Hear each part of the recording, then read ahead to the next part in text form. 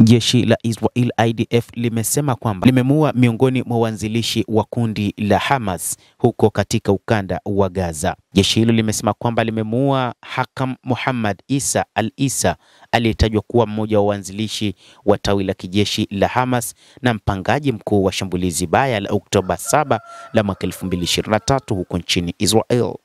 Shambulizi hili la kushtukiza la wapiganaji hao wa Kipalestina lilisababisha vifo vya takribani watu 1200 huku 2500 wakichukuliwa mateka.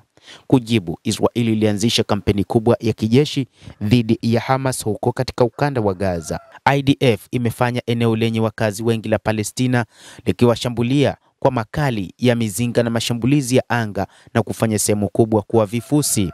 Kulingana na IDF, Isa ambaye ni kiongozi aliyejenga kikosi cha Hamas katika mafunzo na kupanga mauaji Oktoba 7 aliuawa huko Gaza siku ya Ijumaa ya wiki iliyopita.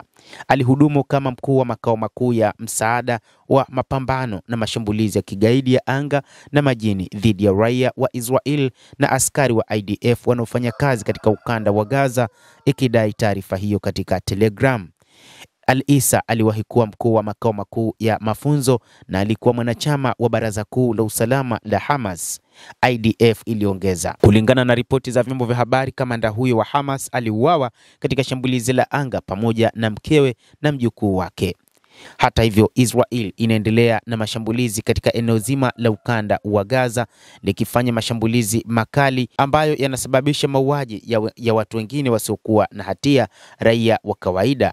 Mwishoni mwa mwezi uliopita, IDF ilithibitisha pia kuuawa kwa kiongozi wa Hamas Muhammad Sinwar katika shambulizi la anga lililofanywa Mei 13 katika mji wa kusini wa Gaza wa Khan Yunis. Kulingana na taarifa hiyo, mashambulizi hayo yalirushwa katika kituo cha chini cha amri na udhibiti chini ya hospitali inayoitwa Ulaya huko Khan Yunis, ambapo kiongozi wa Hamas alizuiliwa pamoja na watendaji kadhaa wa ngazi za juu.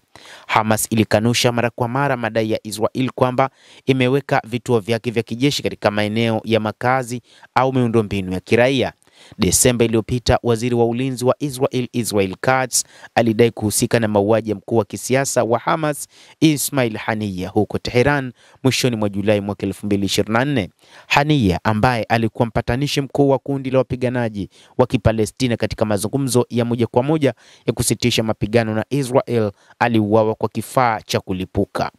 Israel ilizidisha mashambulizi yake ya ardhini huko Gaza mnamo mwezi Mei baada ya mazungumzo kuhusu hatima ya mateka waliosalia katika kifungo cha Hamas kukwama. Wakati wa mapigano huko Gaza, zaidi ya Wapalestina 55,600, wengi wao wakiwa raia, wamepoteza maisha kulingana na mamlaka ya afya inayodhibitiwa na Hamas.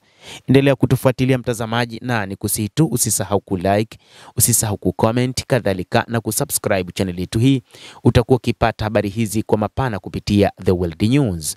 Mimi ni Adam Hussein. Endelea kutufuatilia, endelea kuwa nasi wakati wote uweze kuyajua mengi ya ulimwengu kupitia The World News.